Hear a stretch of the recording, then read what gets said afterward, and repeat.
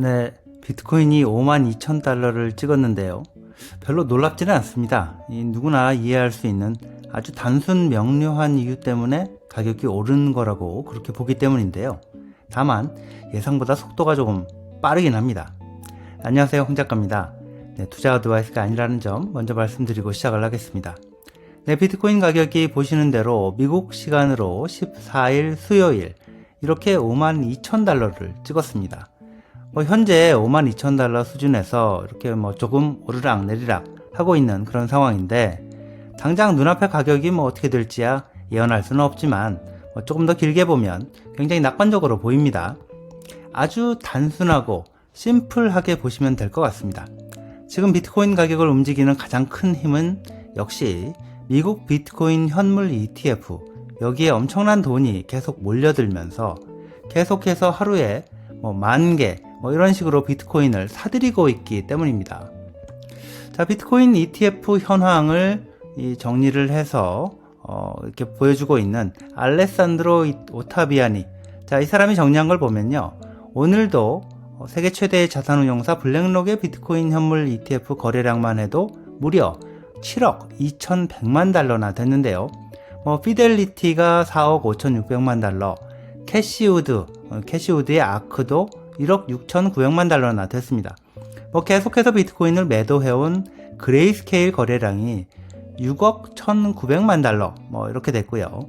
거래 물량 중에서 ETF 매수 물량이 얼마고 매도 물량이 얼마인지 이게 중요하죠.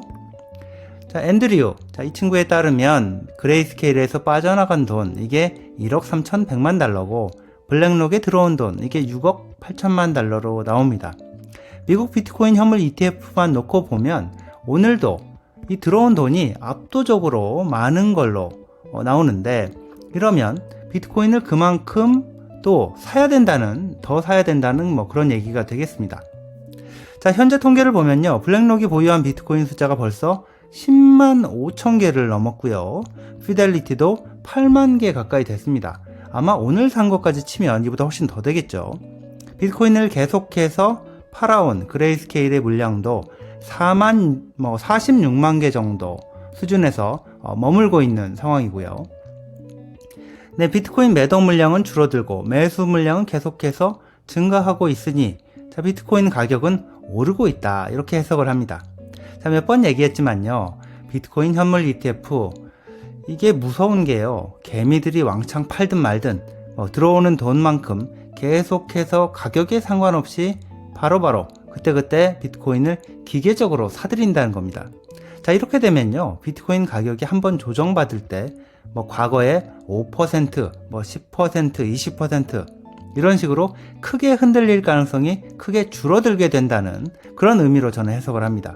그래서 5만 달러 찍으면서 차익 실현 매물이 쏟아졌지만 기껏 떨어진 게 마이너스 3% 수준, 곧바로 다시 또 마이너스 1% 수준으로 회복이 됐던 거고요.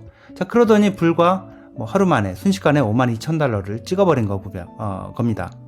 네, 비트코인 정보 분석을 해온 윌 클레멘트. 자, 이 친구가 트위터에 올린 내용이 있는데 짧지만 강렬합니다.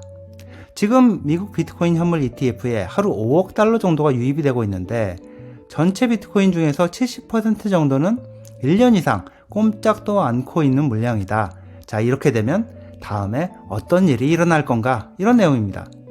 비트코인을 사겠다는 돈이 매일 5억 달러 이렇게 들어오고 있는데, 구할 수 있는 비트코인은 아주 한정되어 있으니까 수요는 급증하는데 공급은 제한되어 있고 가격은 당연히 오를 수밖에 없다, 이런 얘기를 하는 겁니다. 놀라지 않으셔도 될 것 같은데, 자, 제가 지금 하려는 얘기 듣고 놀라지 않으셔도 될 것 같은데요, 사실 걱정을 하지 않으셔도 될 것 같다, 이런 얘기이기도 합니다. 그레이스케일 GBTC 매도 물량이 엄청나게 쏟아질 상황인데 지금, 그치만 비트코인 가격에는 별 영향이 없을 걸로 보인다는 얘기입니다. 파산 보호, 지금 법정 관리 중인 코인 대부 업체 제네시스, 잘 아시죠? 자, 여기가 고팍스 고객 코인 이것도 여기 물려 있는데, 하여튼 그래서 파산을 해버린 업체, 돌려주지 않고 빌려가서 돌려주지 않고 파산해버린 업체가 바로 제네시스인데, 이 제네시스가 빚잔치 이 채권자한테 돈을 갚기 위해서 13억 달러 규모의 GBTC 주식을 매각하게 해달라 이렇게 법원에 요청을 해서 승인이 됐는데요. 네, 비트코인 전문 거래소이자 서비스 업체인 스완 비트코인. 자, 여기서 애널리스트로 일하는 이 분석 일을 하는 샘 켈라한. 자, 이 친구가 분석한 걸 보면요. 뭐 이것저것 합치면 제네시스가 팔게 총 30억 달러 정도의 GBTC 주식. 자, 요게 지금 매각할 걸로 예상이 된다고 하는데요. 근데 샘 켈러한 이 친구가 처음에 생각한 거는 30억 달러어치 GBTC 주식을 매도하게 되니까 비트코인 30억 달러어치 매도 물량이 나오게 되는 거고, 그러면 일시적으로 가격이 훅 떨어질 수 있다, 뭐 이런 거였죠. 근데 확인을 해보니까 이 친구가 제네시스가 GBTC 주식을 팔아서 그 돈으로 다시 비트코인을 도로 사서 자, 채권자들한테 비트코인으로 주기로 합의가 됐다고 합니다. 자, GBTC 주식을 팔게 되면 비트코인을 그만큼 팔아야 하는 건데, 그레이스케일이. 근데 곧바로 다시 비트코인을 그 돈으로 사야 되기 때문에 제네시스가 사실상 가격에는 별 영향이 없을 거다, 이런 겁니다. 그냥 손바꿈만 일어난다는 거죠. 곧바로. 비트코인을 받아서 곧바로 시장에 내다 파는 채권자가 얼마나 되느냐. 물론 거기에 따라서 영향이 좀 있겠지만, 글쎄요, 비트코인 가격이 이렇게 급등하는 상황에서 지금 비트코인을 받은 다음에 그걸 곧바로 내다 팔 사람이 얼마나 될지 저는 별로 없을 걸로 봅니다. 네, 비트코인 가격이 금세 5만 불, 다시 5만 2천 불 이렇게 최근에 급등세를 보이면서 불안하신 분들도 있을 겁니다. 비트코인은 사기다, 망할 거니까 조심해라 이렇게 걱정해 주시는 분들 여전히 많이 있기도 하고요. 비트코인 걱정을 특히나 많이 해주시는 분 중에 바로 이렇게 유시민 전 의원님 같은 정치인도 있는데요.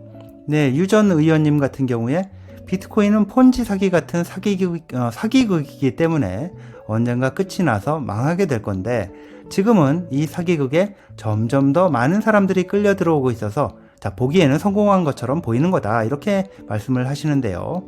진짜 돈을 주고 왜 가짜 돈을 사느냐 이렇게 말씀을 하신 게 2022년 7월이었는데요. 지금 비트코인 가격이 다시 이렇게 급등을 하고 있는 걸 보면 어떻게 분석을 해줄지 굉장히 궁금하긴 합니다. 비트코인 사기극에 점점 더 많은 사람들, 심지어 미국 백악관을 움직인다는 세계 최대의 이 금융공룡, 세계 최대의 자산운용사 블랙록, 피델리티 이런 업체들이, 이런 기업들이 참여해서 판이 커졌기 때문에 사기극 판이 더 커져서 예전보다 훨씬 더 성공한 것처럼 보이긴 하지만 결국 거대한 사기극이기 때문에 망할 수밖에 없다, 이렇게 분석을 하실지도 모르겠네요. 참고로 블랙록이 운용하는 자산 규모가 9조 달러, 10조 달러 이런 정도의 규모인데요. 네, 9조 달러, 10조 달러 어느 정도인지 비교를 해보자면요. 자, 한국의 2021년 GDP가 1조 8천억 달러 수준입니다.